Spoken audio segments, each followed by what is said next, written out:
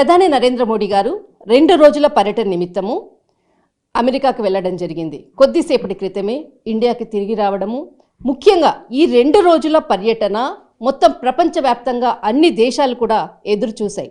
ఏ విధంగా అమెరికా తర్వాత భారత్ సంబంధాలు ఉండబోతున్నాయని ప్రతి భారతీయుడు కూడా ఎదురు చూశారు.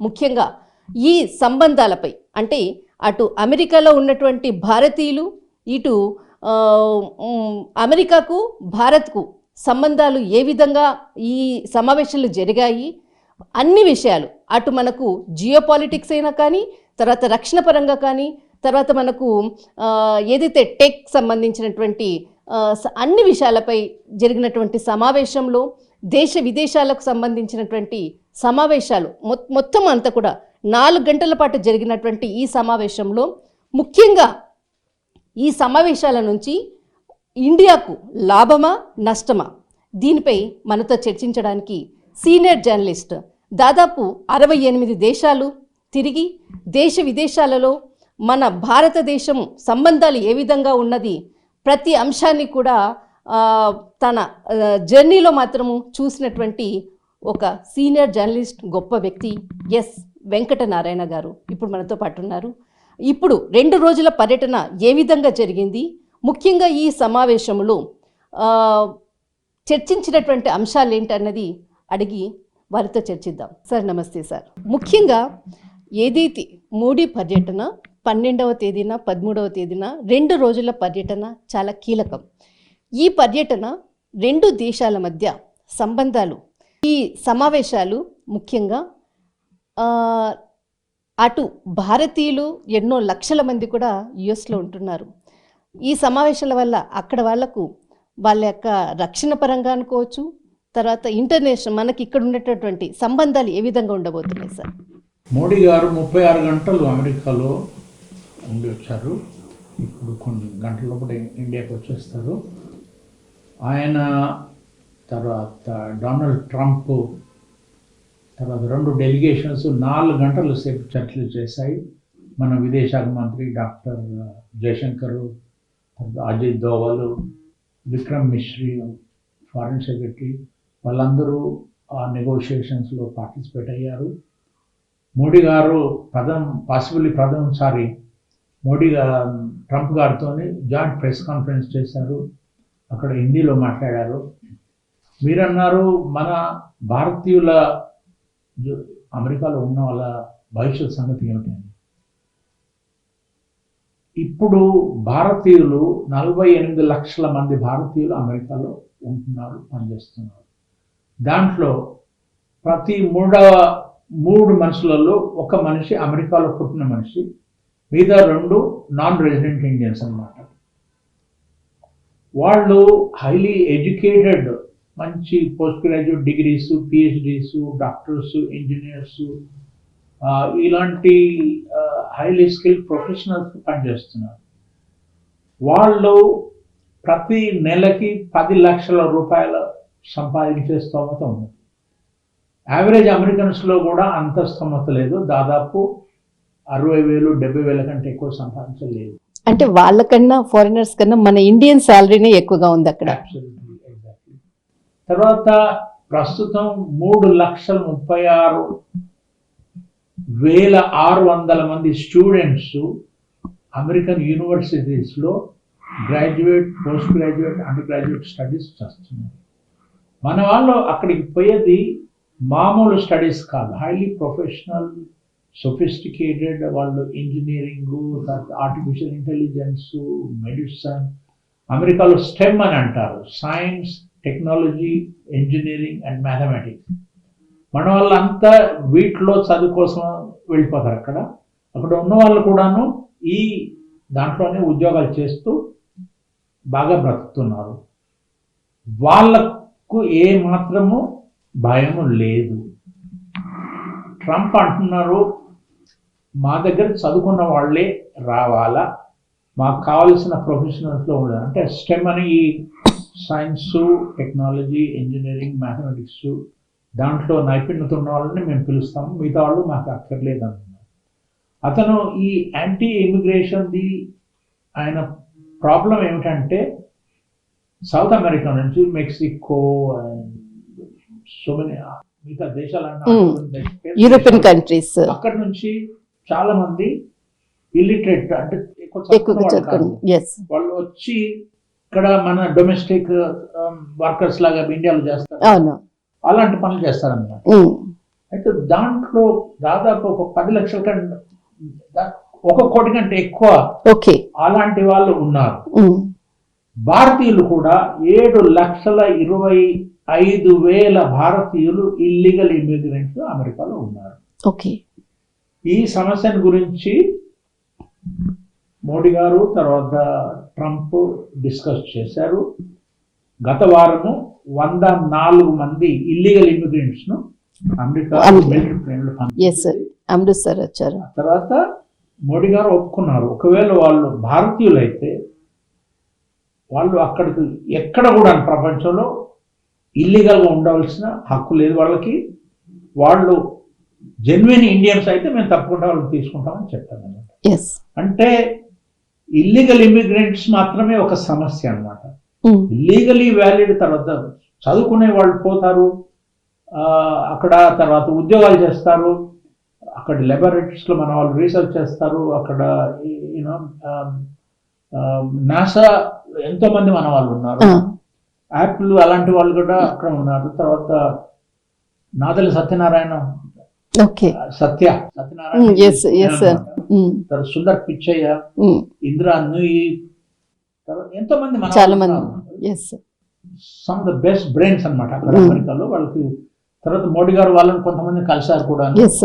తర్వాత వ్యాన్స్ ఆయన తెలుగు భార్య ఉషాను కలిశారు ప్యారిస్ లో. అమెరికాలో ట్రంప్ ను కలిసే ముందట వివేక రామస్వామిని కలిశారు, తర్వాత ఈలాన్ మస్క్ ని కలిశారు, అలాంటి చాలా మందిని కలిశారు. సో భారతీయుల గురించి అమెరికాలో మంచి అభిప్రాయం ఉన్నది. వాళ్ళు ఒక రిలీజియస్ ముస్లిం దేశాల నుంచి వచ్చి గొడవలు చేసేవాళ్ళు అట్లాంటి ఏం చేయరు. వాళ్ళు they mind their own business, వాళ్ళు వచ్చిన పని చేసుకోవడము అంతనే అట్లా అనమాట. కాబట్టి నా అభిప్రాయంలో లీగల్గా అమెరికాకు వెళ్ళిన వాళ్ళు అక్కడ ఉన్న వాళ్ళకు ఏ మాత్రము భయపడాల్సిన అవసరం లేదు. ఇల్లీగలీ మాత్రం పోకూడదు. అక్కడ ఆంధ్రప్రదేశ్ నుంచి తెలంగాణ నుంచి ఎవరైనా ఇల్లీగల్గా ఉంటే వాళ్ళు అమెరికా వెళ్ళగొట్టే ముందే వాళ్ళు వాపసు వచ్చేస్తే బాగుంటుందని నా అభిప్రాయం. ఇప్పుడు 7,25,000 మంది ఇల్లీగల్ గా ఇండియన్స్ అమెరికాలో ఉన్నారు. అక్కడ ఉండవలసిన అక్కర లేదు. వాళ్ళు మనల్ని వెళ్ళగొట్టే ముందటనే మన వాళ్ళే వాపసు వచ్చేస్తే బాగుంటుందని, అది గౌరవప్రదంగా ఉంటుంది. ఎస్ సార్, ఏదైతే మోడీ గారు యుఎస్లో అడుగు పెట్టే ముందర May 13th is very big day అంటూ ట్రంప్ ఒక సోషల్ మీడియాలో ఒక పోస్ట్ చేయడం జరిగింది. అంటే ఆ బిగ్ డే అన్నది దేని కొరకు పోస్ట్ చేశారన్నది ఒక క్వశ్చన్.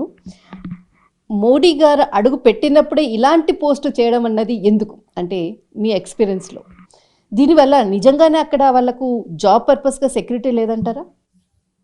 లేదండి, అక్కడ ఎలాంటి వాళ్ళని బిగేస్తున్నారు, అవి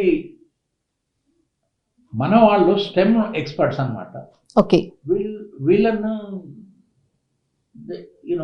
they me working for government companies అక్కడ పనిచేస్తున్నాయి అనుకుంటుంది, ప్రభుత్వ సంస్థలకి. వాళ్ళని ఎల్లగొట్టే సమస్య అట్లా ఏమి ఉండదు. బహుశా ఎవరన్నా కొన్ని ఇప్పుడు యుఎస్ఏడ్ లో ఎంతమంది పనిచేస్తున్నారో నాకు తెలీదు. ఇట్లాంటి కొన్ని సంస్థల స్టాఫ్ను తక్కువ చేశారు, తర్వాత కొన్ని సంస్థలు కొన్ని ఇన్స్టిట్యూషన్స్ ని మూసేశారు. అట్లాంటి దాంట్లో కొంతమంది ఉండొచ్చు. అయితే వాళ్ళని ఇండియా వాపసు రావాల్సిన అవసరం లేదు, వాళ్ళకి వేరే ఉద్యోగాలు దొరుకుతాయి అక్కడ, నో ప్రాబ్లం. ఎందుకంటే వాళ్ళు అట్లా కాదు కదా, వాళ్ళు హైలీ క్వాలిఫైడ్ పీపుల్ అనమాట. వాళ్ళకి ఈ ఉద్యోగాలు పోతే ఇంకా వేరే ఉద్యోగాలు దొరుకుతాయి. నాకు అక్కడ నుంచి చాలా మంది భారతీయులు ఉద్యోగాలు పోగొట్టుకొని ఇండియాకు వాపసు వస్తారు అని అనిపించట్లేదు. ఏదైతే నరేంద్ర మోడీ గారు యుఎస్ పర్యటన వెళ్ళారు, ఇండియాకు ట్రంప్, ఎలాన్ మస్క్ ఎప్పుడు అంటే వాళ్ళు విజిట్ చేసేటటువంటి అవకాశాలు ఎప్పుడు ఉండొచ్చు అంటారు సార్? ట్రంప్కు ఎలాగూ ఈ సంవత్సరం రావాలా, బహుశా అతని కన్వీనియన్స్ ప్రకారంగా definitely the second half of this year, బహుశా జూలై డిసెంబర్ మధ్యన ఎప్పుడైనా కూడా, ఎందుకంటే అక్కడ జపాన్, ఆస్ట్రేలియా, అమెరికా వాళ్ళ ప్రెసిడెంట్స్, ప్రైమ్ మినిస్టర్ కన్వీనియన్స్ ప్రకారంగా మనం పెట్టుకోవాలి కదా. ఇది ఈసారి మన టర్న్ క్వాడ్ సమిట్ చేయడము. సో మోడీ గారు కూడా ట్రంప్ను అక్కడ ప్రెస్ కాన్ఫరెన్స్ మళ్ళీ ఇన్వైట్ చేశారు. 140 అట్లా జనాల తరఫున నేను మిమ్మల్ని ఇన్వైట్ చేస్తాను అని అంటున్నాడు. ఇప్పుడు 145 కోట్ల అయింది మన దేశ జనాభా. By the way, I don't know, is always under voting figure, నాకు తెలియదు కానీ. సో అతను వస్తాడు. తర్వాత బిజినెస్ కోసము ఇలాన్ మస్క్ కూడా ఈ సంవత్సరం తప్పకుండా వస్తాడని నేను ఆశిస్తున్నాను. Okay sir, and one question, ఎవరైతే స్టూడెంట్స్ చదువుకోవడానికి వెళ్ళి అక్కడ ఉండి వాళ్ళ యొక్క పాకెట్ మనీ కొరకు చిన్న చిన్న స్మాల్ జాబ్స్ చేస్తూ వాళ్ళ యొక్క అంటే మెయింటెనెన్స్ అంతా కూడా తీసుకుంటున్నారు. ఇప్పుడు చాలా చిన్న చిన్న జాబులు చేసుకునేటటువంటి ఫెసిలిటీస్ కూడా తగ్గిపోయినాయి అక్కడ. వాళ్ళు ఏదైతే స్టడీస్ పర్పస్ వెళ్ళారో మరి బ్యాక్ టు ఇండియా వెళ్ళిపోవాలి అన్నటువంటిది ఒక న్యూస్ కూడా విన్నాం. ఇది కరెక్టా sir? I don't really think so. ఏమండి, అసలు నార్మల్లీ అమెరికాకు పోయే స్టూడెంట్స్ ఉంటారు, చదువుకున్న తర్వాత దాంట్లో సగం మంది ఇండియాకు వాపస్ వస్తారు, సగం మంది అక్కడే ఉండిపోతారు. ఉద్యోగాలు దొరుకుతాయి వాళ్ళకి, లేదా గ్రీన్ కార్డు దొరుకుతాయి, వగేరా వగేరా వగేరా. తర్వాత కొంతమంది పార్ట్ టైం జాబ్స్ అక్కడ చేసి సెల్ఫ్ సపోర్టింగ్ అట్లా ఉంటుందన్నమాట. అలాంటి జాబ్స్ మూసిపోవట్లేదే. వాడు పెట్రోల్ బంకులు పనిచేస్తాడు, రెస్టారెంట్లు పనిచేస్తాడు, లేకపోతే అలాంటి ఏదైనా చేస్తుంటాడు. సో ఒక గంటకి ఐ డోంట్ నో $15 అని ఇస్తుంటారు. తర్వాత మన ఇండియన్స్ అతిగా ఖర్చులు పెట్టరు, మోడెస్ట్, వాళ్ళు జాగ్రత్తగానే ఉంటారు. కాబట్టి నాకు అనిపించట్లా ఈ స్టూడెంట్స్ వాపస్సు వస్తారు, ఎందుకంటే అక్కడ అలాంటి ఉద్యోగాలు లేవని. అలాంటి ఉద్యోగాలు ఎలా ఉంటాయి కదండి. ఇప్పుడు భారతదేశంలో ఎంతమంది ట్యాక్సీ డ్రైవర్స్ రాలా, యూపీ నుంచి, బీహార్ నుంచి, తర్వాత యూనో పని మనుషులు, డొమెస్టిక్ సర్వెంట్స్ వస్తారు కదా. అలాంటి జాబ్స్ ఎలాగ ఉంటాయి. America cannot function without people like that being there. ఇప్పుడు మెక్సికన్స్ అంతా వాళ్ళు వాపసు వెళ్ళిపోతే, సౌత్ అమెరికన్స్ అంతా వాపసు పోతే అమెరికా వెళ్ళి కొలాప్స్. ఎందుకంటే అక్కడ ఆడవాళ్ళు పనిచేస్తారు, మగళ్ళు, భార్య భర్త ఇద్దరు పనిచేస్తారు. Unit somebody to look after your house. పిల్లకాయలు ఉంటే వాళ్ళని చూసుకోవడం, బేబీ సిట్టింగ్, అట్లాంటి పనులు ఉంటాయి కదా. కాబట్టి ఇది ఒక రెటరిక్, ఎలక్టోరల్ రెటరిక్. ఆ మెక్సికన్ వాల్ వస్తుందా? మెక్సికో నుంచి మైగ్రేషన్ బ్యాన్ చేస్తే అమెరికా సర్వైవ్ కాగలదా? These are big questions. అసలు ప్రాబ్లం విత్ ట్రంప్ ఈజ్ అతడు his vote bank is this low literate middle. అమెరికాలో కూడా ప్రతి 3వ ward illiterate, by the way, మన దేశం లాగానే. వీళ్ళంతా ట్రంప్ హీరో అనమాట వాళ్ళకి. వాళ్ళను సంతోషపరిచే కోసం ఒక ఎలక్టోరల్ రెటరిక్ అనమాట. కాబట్టి అక్కడ ఉన్న ఇల్లీగల్ మెక్సికన్స్ ను, తర్వాత ఈక్వెడారియన్స్ వాళ్ళందరినీ పంపిస్తే అమెరికా కెనాట్ మేనేజ్ అని నా అభిప్రాయం. 1 కోటి మంది అలాంటి వాళ్ళు ఉన్నా కూడా బహుశా కొంతమంది 1 లక్ష 2 లక్షల మంది పోతుండొచ్చు. కానీ అందరిని నిలగొడితే అమెరికా బ్రతకలేదు. యాక్చువల్లీ ఈ ఎప్పుడైతే గవర్నమెంట్ చేంజ్ అయిందో, ట్రంప్, ఎలాన్ మస్క్ వీళ్ళంతా కూడా స్క్రీన్ మీదకి వచ్చేసరికి అక్కడ ఉన్నటువంటి స్టూడెంట్స్ లో ఒకలాంటి భయం, కొంతమంది కూడా సూసైడ్ చేసుకున్నటువంటి న్యూస్ కూడా మనం చూసాం సార్. అందుకే నేను అడిగిందనమాట. అక్కడ ఉన్నటువంటి స్టూడెంట్స్ బ్యాక్ రావాలి అన్న ఆలోచన చాలా మందిలో కూడా భయం ఉంటుంది. మేము స్టడీ అయిపోయిన తర్వాత ఇక్కడ నుంచి వెళ్ళిపోవాలి అన్నటువంటిది కూడా కొంతమంది స్టూడెంట్స్ కూడా బాధతో వాళ్ళ పేరెంట్స్ కి కాల్ చేసినటువంటి పిల్లల భవిష్యత్తు ఏంటి అన్నటువంటిది కూడా కొంతమంది మాట్లాడడం జరిగింది. Basically insecurity. తర్వాత ఎందుకంటే ఇలాన్ మస్క్ కూడాను భారతీయులను ఫేవర్ చేస్తాడు, ఎందుకంటే వాళ్ళు చదువుకున్న వాళ్ళే అక్కడికి పోతారు. తర్వాత మిలిటరీ ప్లేన్ లో ఆ 104 మంది వచ్చారే, ఎలాంటి వాళ్ళు? They're ordinary people, not highly qualified, అట్లా ఏం లేకుండే. అమెరికాలో వాళ్ళతో పనిలేదు. తర్వాత వీళ్ళు పోయింది ఇల్లీగల్ గా. ఎవడో ఒక ట్రాఫికర్, హ్యూమన్ ట్రాఫికింగ్ గురించి మాట్లాడారే మోడీ గారు, తర్వాత Trump, joint press yes sir, conference. Yes sir. అయితే వాళ్ళు ఇల్లు అమ్ముకొని ఒక్కొక్కటి 40 లక్షలు 50 లక్షల రూపాయలు ఎవరికో ఇస్తే వాడు ఎక్కడి నుంచో కాంప్లికేటెడ్ రోడ్ ఇక్కడ నుంచి దుబాయ్ పోవడం, లేకపోతే మెక్సికో పోవడము, ఎక్కడికో పోయి కెనడా పోవడము, ఐస్ లో చచ్చిపోడు, గుజరాత్ లో చచ్చిపోయారు చాలా మంది, గుజరాతీస్ పంజాబీస్ ఎస్ సార్, ఎక్కువగా వీళ్ళు ఎక్కువగా కనపడుతుంటారు. మన వైపు నుంచి తెలుగు వాళ్ళు అక్కడి నుంచో అంత దూరం నుంచి అక్కడికి పోరు అట్లా. ఎస్. బట్ ఓవరాల్ ఇండియన్స్ నాకు అనిపించట్లా కి వాళ్ళు ఇంత ఇన్సెక్యూర్ ఫీల్ అయ్యి ఇక్కడ నుంచి పరిగెత్తుకొని వస్తారు అట్లా. I don't think that will happen. No, okay, I don't think they need to worry about that. ఏమని కొంతమంది వస్తే అది బేసికలీ ఇన్సెక్యూరిటీ వలన ఇట్లా వచ్చు. బట్ బాగా చదువుకున్నవాడు, మంచి డిగ్రీస్ ఉన్నవాడు అమెరికా వెళ్ళగొడుతుంది వాళ్ళను అని నేను అనుకోను. దాని గురించి వాళ్ళు భయపడవలసిన అవసరం లేదు. Yes, okay sir. మీ పర్సనల్ క్వశ్చన్ సార్, ఏదైతే ఫారిన్ అఫేర్స్కి సంబంధించింది మీరు చాలా దాదాపు 68 దేశాలు తిరిగారు మీ జర్నలిజం ఫీల్డ్లో. యుఎస్లో మీరు సాన్నిహిత్యంగా ఇంటర్వ్యూ చేసినటువంటి వ్యక్తులు కానీ, తర్వాత అక్కడ ఉన్నటువంటి అప్పటికి మీ అంటే దాదాపు ఒక 50 years ఎక్స్పీరియన్స్లో ఉన్నటువంటి జర్నీ, అప్పటికి ఇప్పటికి చేంజ్ ఏం కనిపిస్తుంది సార్ అమెరికా? నేను అమెరికా మొదటిసారి పోయింది బాస్టన్ గ్లోబ్లో పనిచేస్తాను, బాస్టన్లో న్యూస్ పేపర్. అప్పుడు ఇంతమంది లేకుండా 1978 ముంచుతాను. Okay, so it's more than 40 years now. So things have change. అమెరికాలో ఇండియన్స్ సంఖ్య బ్రహ్మాండంగా పెరిగిపోయింది 2010-2020 మధ్యలో. ఓకే, ఇదంతా ఈ ఐటీ మీద చంద్రబాబు నాయుడు ఎంఫసిస్ చేస్తారు. అది ముఖ్యమంత్రి యునైటెడ్ ఆంధ్రప్రదేశ్ అప్పుడు వాళ్ళకి అవకాశాలు దొరికాయి. ఓకే, ప్రతి 5వ భారతీయుడు అమెరికాలో ఉండేవాడు కాలిఫోర్నియాలో ఉంటాడు. కాలిఫోర్నియా అంటే silicon valley. Okay. So I don't think ఏం లేదు. నెలకు 10 లక్షల రూపాయలు ఇక్కడ ఎవరు ఇస్తారండి? టాప్ జాబ్స్ కూడా అక్కడ అంటే ఖర్చు కూడా అట్లనే ఉంటాయి అనుకోండి.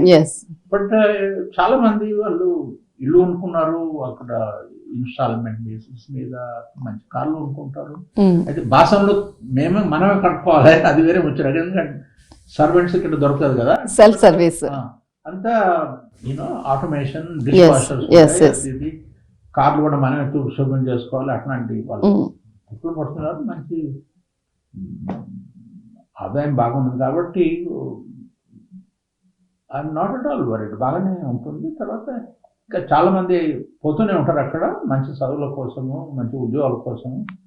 అయితే ఈ ట్రంప్ ఎలక్షన్ రెటారిక్ తర్వాత ఈ 3 వారాల లోపల ఏమేమో ఎగ్జిక్యూటివ్ ఆర్డర్స్ చేశాడు అది ఇది. But it has to come to a halt now. You can't go on అన్నాడు. యూరోప్ కు మేమెందుకు సాయం చేయాలి, నేటోకు మేమే వాళ్ళ ఖర్చు చూడడానికి. తర్వాత అతన్ని ఇప్పుడు ఉక్రెయిన్ వార్ మూసేయాలా, తర్వాత చైనా, రష్యా, అమెరికా, ఇండియా 4 కలిసి మనం బిలియన్స్ ఆఫ్ డాలర్స్ ఖర్చు పెడుతున్నాము. అంతా ఒకరి మీద ఒకరు వ్యతిరేకం. ఎందుకు ఇదంతా? అందరినీ కలిపి ఇదంతా మనం ఈ ఖర్చులను ఆపేయాలి అనే ముచ్చట కూడా చెప్పాడు ఆ ప్రెస్ కాన్ఫరెన్స్ లో. That's a very welcome development. తర్వాత అతని personal relationship with China president Xi Jinping, తర్వాత వ్లాదిమిర్ పుతిన్ తో కూడా బాగానే ఉన్నాయి. పుతిన్ ఆయన్ని ఇన్వైట్ చేశారు మాస్కోకి రమ్మని. జెలెన్స్కీ కూడా పోయి ఆయన కలిశారు ఎలక్షన్ సమయంలో కూడా. కాబట్టి అతని ఎలక్షన్ టైం రెటారిక్ వలన ప్రపంచం అంతా కొంచెం కదిలిపోయింది. బట్ ఐ థింక్ ఒక మెలోడాన్ అయినట్టు అనిపిస్తున్నది మన మోడీ గారితో చేసిన ప్రెస్ కాన్ఫరెన్స్ లో అతను అన్న విషయాల గురించి. ఒకవేళ అతను అంటున్నాడు కావలిస్తే నేను చైనా ఇండియా మధ్యన రిలేషన్స్ ఇంప్రూవ్ చేసే కోసం మధ్యవర్తిగా మీకు సాయం ఐ బి వెరీ హ్యాపీ అని అన్నాడు.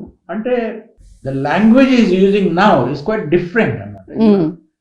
You cannot sustain a war in Gaza, you cannot sustain a war in Ukraine. You know, there's a tension between India and China or India and Pakistan. This kind of nonsense cannot go on forever.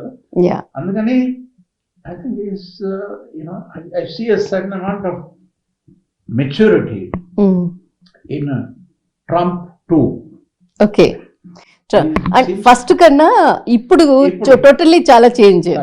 First term లో అతనికి India China మధ్యన border ఉన్నదా నాకు తెలియదు అని అన్నాడు. Okay. But I think is adequately briefed, ఎందుకంటే అతని స్టేట్మెంట్స్ ఆ ప్రెస్ కాన్ఫరెన్స్ అవునా, I was quite impressed. Yes. He knew about a lot of things అన్నమాట.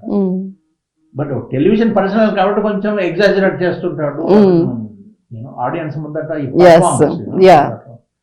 But given that the world will not be such a dangerous place to live under Trump too అనుకుంటాను నేను. Okay. And this is last question sir. ఏదైతే India యుఎస్కి సంబంధించినటువంటి రిలేషన్స్లో అటు geo politics, తర్వాత మనకు security పరంగా, తర్వాత రెండు దేశాల మధ్య ఏ విధమైనటువంటి సంబంధాలు, మీటింగ్ సమావేశం ఓవరాల్ 4 hours జరిగినటువంటి సమావేశంలో ప్లస్ ఏంటి, మైనస్ ఏంటి సార్? మైనస్ నాకు ఏమీ కనిపించట్లా. ఓకే. F-35 స్టెల్త్ ఫైటర్స్ మనం కొనబోతున్నాం. Yes, sir. Maritime submarines surveillance Indian ocean reason మీద ఓకే. దాంట్లో కొంతమంది లెఫ్టిస్ట్, కొంతమంది ఉన్నారు సిపిఎం వాళ్ళు. మన్మోహన్ సింగ్ గారు ఇండో యుఎస్ అగ్రిమెంట్ చేసే ప్రయత్నం చేసినప్పుడు వాళ్ళని థ్రెట్ చేశారు. లెఫ్టిస్ట్ గురించి నేను పట్టించుకోను. They have become irrelevant. They don't, leftist దుర్బిన్స్ కూడా కనిపించట్లేదు. దే ఆర్ ఫినిష్ అనమాట. I went all the so called communist countries. There is no communism there. China is the biggest capitalist country. Anyway, jokes apart, నాకు minus ఏం కనిపించట్లేదండి. వాళ్ళు ఏమంటున్నారు, $500 billion trade కావాలా ఇండియా, భారత, అమెరికా మధ్యన. ఓకే. ఇప్పుడు మనము వాళ్లకు ఎక్స్పోర్ట్ ఎక్కువ చేస్తాము, అమెరికా నుంచి తక్కువ కొంటాము. ఓకే. అయితే ప్రతి సంవత్సరం $45 బిలియన్ డెఫిసిట్ ఉందన్నమాట. ఓకే. అయితే ట్రంప్ ఏమంటున్నాడు, మా దగ్గర గ్యాస్ ఉంది, ఆయిల్ ఉంది, more than any other country in the world. మా దగ్గర ఇవన్నీ ఉన్నాయి, భారతీయులకు కావాలి ఇది, కాబట్టి మా దగ్గర కొంటే ఆ డెఫిసిట్ వాళ్ళ ఇదైపోతుందని. సరేనా? తర్వాత న్యూక్లియర్ రియాక్టర్స్ భారతదేశంలో తయారు కావడము, ఆ టెక్నాలజీ కలిసి ఇచ్చేయడము, రిమార్కబుల్ డెవలప్మెంట్స్ అండి. కొంతమంది అనవచ్చు ఇదంతా America has become, India, Bharat America చెంచా అయిపోయింది. That's rubbish. I don't believe in this. That is oldest democracy, this is largest democracy. ఇద్దరు కలిసి పనిచేయడము, అదే దాని గురించి మోడీ గారు తర్వాత ట్రంప్ కూడా ఈ స్టేట్మెంట్ మెన్షన్ చేశారు. కాబట్టి భవిష్యత్తులో అమెరికా, భారతదేశం రెండింటి మధ్యన రిలేషన్స్ చాలా బాగా ఉంటాయి. దీనిలో ఎవరు సందేహించడం అవసరం లేదు అని నా అభిప్రాయం. Sir, and one question sir, ఏదైతే ఆదాని మీద ఉన్నటువంటి కేసులు, యుఎస్లో ఉన్నటువంటి ఏదైతే కేసులు, ఆ కేసుల పరంపరంగానే మోడీ ఇప్పుడు ట్రంప్తో భేటీ అయ్యారు అని 1 పాయింట్, టారిఫ్లని అందుకే తగ్గించారు అన్నది 2nd పాయింట్. దీనిపై మీరేమంటారు సార్? అదాని గురించి ఒక ప్రశ్న అడగడం జరిగింది. అయితే మోడీ గారు ఏమన్నారు దాంట్లో, ఇది అమెరికా రాష్ట్రపతి, భారత ప్రధానమంత్రి లెవెల్లో ఇలాంటి విషయాలు మేము ఒక ఇండివిజువల్ గురించి మేము చర్చించము అని అన్నాడు. తర్వాత ఇంకొకటి ఏమన్నారు మీరు, అది అమెరికా భారతదేశానికి నంబర్ 1 ట్రేడింగ్ పార్ట్నర్ అన్నమాట. ఓకే. సో మన టారిఫ్ రేట్స్లో ఒకప్పుడు డిఫెన్సివ్ మన ఇండస్ట్రీని ప్రొటెక్ట్ చేసే కోసం చేయాల్సి వచ్చింది. అయితే వాళ్ళతోని రిలేషన్స్ బాగా పెట్టుకోవాలంటే ఒక రీజనబుల్ రేటు అని తగ్గించడం జరిగింది అనమాట. ఓకే. సో అది ఒక preparing the ground for the summit level meeting అనమాట. ఓకే. సో జబర్దస్త్ చేసే బదులు మనమే తగ్గించుకున్నాము. I think that's fair enough. The దేశాల మధ్య మంచి సంబంధాలు పెట్టుకోవచ్చు. అంటే ఒక వ్యక్తి కొరకే తగ్గించారు అన్నటువంటి కామెంట్స్ వస్తున్నాయి. వ్యక్తి ఏ వ్యక్తి అంటే ఆదానికి సంబంధించిన I don't think that has anything to do with it. Adani ఈ వేరే విషయం అది. దాని గురించి ఇప్పుడు ఇతనేం నిర్ణయం చేసుకోలేదు. ఓకే, ఆయన బైడెన్ ఉన్నప్పుడు కేసు వచ్చింది. ఇక్కడ కొంతమందికి లంచాలు ఇచ్చారు, అదాని ఫ్యాసిలిటేటర్ అని. అప్పటి ముఖ్యమంత్రి ఇన్ని వందల కోట్ల రూపాయలు లంచం తీసుకున్నాడు, అది ఇది అని. అయితే మన జగన్మోహన్ రెడ్డి దాన్ని డినై చేశాడు. ఆ రిలేషన్షిప్ బిట్వీన్ టూ గవర్నమెంట్స్ మాకేం చేయలేదు అంతా ఉంది కదా. సో అసలు సంగతి ఏమిటి ఏం కదా, ప్రస్తుతం అయితే టెంపరీగా ఆపేశారు. ఓకే, అది ఎండ్ కాలేదు, but they will sort it out. I'm sure that will, but that will not B an issue. Okay, and Modi గారికి ట్రంప్ చెప్పాల్సిన అవసరం లేదు, ఏమయ్యా నా మనిషే ఇదని మీరు గొడవ పెట్టకూడదు అని. అట్లా they don't need to do that, it's not necessary. Okay, yes sir. And total ఓవరాల్గా ఇండియా అండ్ యుఎస్ రిలేషన్స్ మాత్రం చాలా కూల్గా మాత్రం వెళ్ళిపోతాయి అంటారు. Absolutely positive.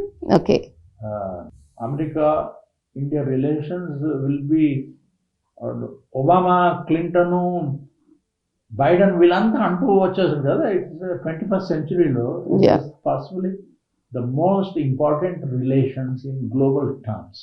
ఓకే, అండ్ ఎన్నో థియరీస్ వస్తాయి. అమెరికా ఇండియాతోని ఇండియాకు సపోర్ట్ చేస్తుంది, ఎందుకంటే చైనాకు వ్యతిరేకంగా పనిచేయాలి అది ఇది అని. కానీ ట్రంప్ ఈరోజు చెప్పిన ప్రెస్ కాన్ఫరెన్స్లో ప్రకారం అతనికి ఇండియా చైనా మధ్యన టెన్షన్ అవసరం లేదు అనిపిస్తున్నది. ఏమైనా కావాల్సి సైమన్ గారు తర్వాత అతను అంటున్నాడు బిలియన్స్ ఆఫ్ డాలర్స్ ఖర్చు పెడుతున్నాము డిఫెన్స్ ఎక్విప్మెంట్, ఎందుకయ్యా ఇదంతా? Okay, so India, China, Russia, America అన్ని కలిపి కనీసం $1,500 billion అంతకంటే ఎక్కువ పని చేస్తున్నారు. Where is the need for this? Let us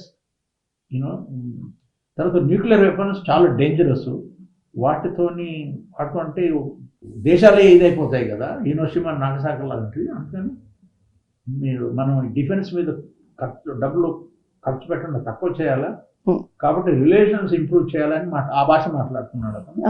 That's a very welcome kind of statement from the most powerful man in the world today, whether we like him or not. Yes, yeah. Thank you, sir. Thank you so much. India America సంబంధాలు ముందు ముందు కూడా దాదాపు రాబోయే 4 సంవత్సరాలు ఎటువంటి ఇబ్బంది లేదు, అందరూ కూడా ధైర్యంగా ఉండవచ్చు. ముందు ముందు కూడా ట్రంప్ ఇండియాకు రావచ్చు, ఎలాన్ మస్క్ కూడా ఒక మంచి బిజినెస్ డీల్తో కూడా మంచి సంబంధాలు ఉండబోతున్నాయి. ఖచ్చితంగా ఈ 2 రోజుల పర్యటన మాత్రము చాలా ఫలప్రదంగా జరిగింది. ఎక్కడా కూడా ఏ భారతీయుడు భయపడాల్సిన అవసరం లేదంటూ తెలియజేస్తున్నారు.